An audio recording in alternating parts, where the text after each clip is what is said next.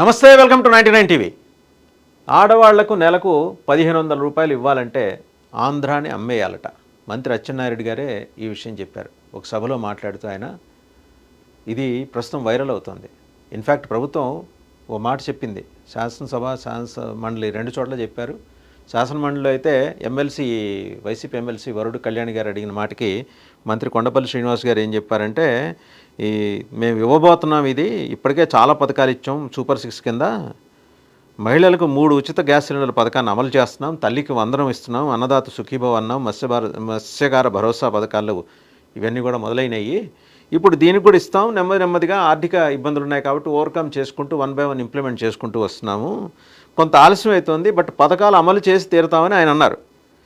ఆడబిడ్డ నిధి పథకం కింద రాష్ట్ర వ్యాప్తంగా 18 ఏళ్ల నుంచి 60 ఏళ్ల వరకు ఉన్న మహిళలకు కుటుంబంలో ఎంతమంది సభ్యులున్నా సరే ప్రతి నెల 1500 రూపాయలు ఇస్తామని ఎన్నికల సమయంలో హామీ ఇచ్చారు. అందులో భాగంగా శాసనమండలిలో ఇప్పుడు మార్చిలో చర్చ జరిగింది. ఏప్రిల్లో చర్చ జరిగినప్పుడు మార్చి 14న చర్చ జరిగింది. చర్చ జరిగినప్పుడు ఏమన్నారంటే మంత్రి గారు,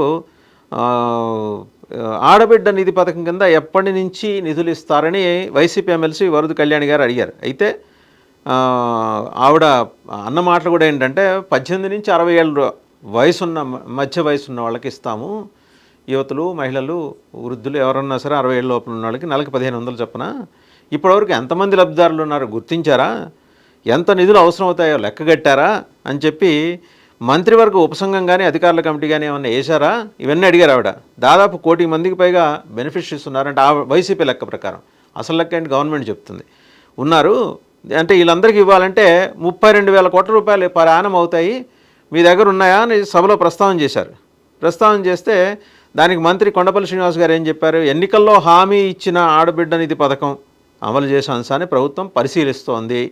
ఆడబిడ్డ నిధి బడ్జెట్ కోసం ప్రణాళికాబద్ధంగా వెళ్తున్నాం, ప్రభుత్వానికి కొంత సమయం కావాలి అని చెప్పారు ఆయన. ఈ పథకాన్ని ఎలా అమలు చేయాలో కార్యాచరణను రూపొందిస్తున్నామని కూడా చెప్పారు. అంటే concern and commitment of the government ఆయన చెప్పారు సభలో. చేయూత పేరుతో కేవలం 24 లక్షల మందికి పరిమితం చేశారు, గత ప్రభుత్వం ఆర్థిక సాయం పేరుతో మోసం చేసింది అని అంటూనే చేయూత పేరుతో కేవలం 24 లక్షల మందికి పరిమితం చేశారు. మేము అట్లాంటి వాళ్ళం కాదు, 4 విడతలుగా మొదటి సంవత్సరం అమలు చేయలేదు, మీరు వాలంటీర్ల ద్వారా సర్వే చేయించి వాళ్ళకి కావాల్సిన వ్యక్తులకే సమకూర్చే విధానాన్ని తీసుకొచ్చారు. ఆడబిడ్డ నిధి పథకం కింద 18 నుంచి 60 ఏళ్ల మధ్య ఉన్న మహిళలకు ప్రతి నెల 1500 రూపాయల ఆర్థిక సాయం అందిస్తామని హామీ ఇచ్చారు.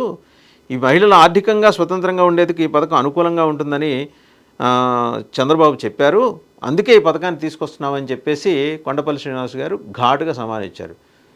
సరే, ఈయన మంత్రి అచ్చెన్నాయుడు గారు ఒక సభలో మాట్లాడుతూ నెలకి 1500 రూపాయలు మరి ఆడవారికి ఆంధ్రప్రదేశ్లో ఇవ్వాలి, ఆడబిడ్డ నిధి పథకం కింద ఇవ్వాలంటే రాష్ట్రాన్ని అమ్మేయాలంటున్నారు.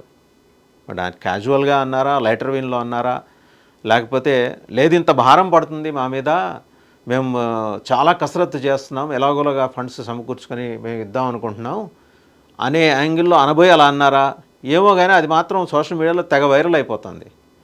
అన్ని చేసాం, ఒక్కటే మిగిలిపోతుంది, ఆడవాళ్ళకి నెలకి 1500. అది చెయ్యాలంటే ఆంధ్రాని అమ్మాలి, ఇంకా ఆలోచన చేస్తుంది. అంత డబ్బు అవసరం ఉంది. ఏమి చేయాలి, ఎలాగా పథకం అమలు చేయాలి ఆలోచన చేసి చంద్రబాబు నాయుడు గారు ముందుకెళ్తున్నారు. అన్ని చేసాం, ఒక్కటే మిగిలిపోతుంది, ఆడవాళ్ళకి నెలకి 1500. అది చెయ్యాలంటే ఆంధ్రాని అమ్మాలి, ఇంకా ఆలోచన చేస్తుంది. అంత డబ్బు అవసరం ఉంది.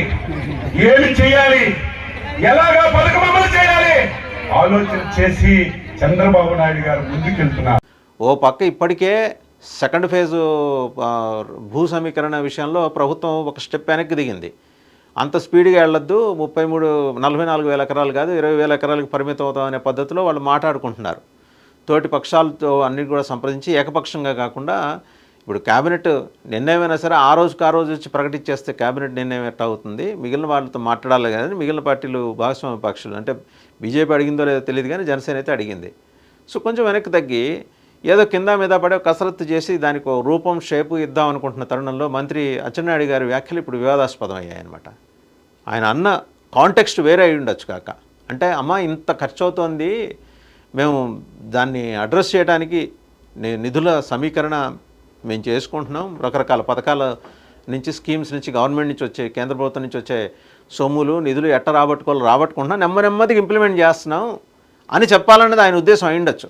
బట్ కన్వే అయిన విధానం ఏంటంటే రాష్ట్రాన్ని అమ్మేస్తారట అనే విధానం కన్వే అయింది. ఇప్పటికే భూ సమీకరణ పేరుతోటి తల బొప్పి కట్టింది. ఇప్పుడు కొత్తగా అచ్చెన్నాయుడు గారి వ్యాఖ్యలతోటి మరికొంత వివాదంలోకి మరి ప్రభుత్వ పెద్దలు వెళ్ళినట్టు కనిపిస్తోంది. ఒకటి, ఆడబిడ్డ నిధి పథకం, సూపర్ 6 హామీలన్నీ 1 by 1 అమలు చేసుకుంటూ వస్తున్నారు. అందులో ఎవరు కంగారు పడాల్సిన అవసరం ఏం లేదు. బట్ అమలు చేసే క్రమంలో చేసే ఇలాంటి వివాదాస్పద వ్యాఖ్యలు మరి పార్టీకి, అటు కూటమి ప్రభుత్వానికి ఇబ్బంది కలిగిస్తాయి కదా, పునరాలోచించుకోవాలని చెప్పేసి వాళ్ళ పార్టీ నాయకులు అంటున్నారు. మరి అచ్చెన్నాయుడు గారు అన్న కాంటెక్స్ట్ ఏంటో ఆయనే చెప్తే బాగుంటుంది.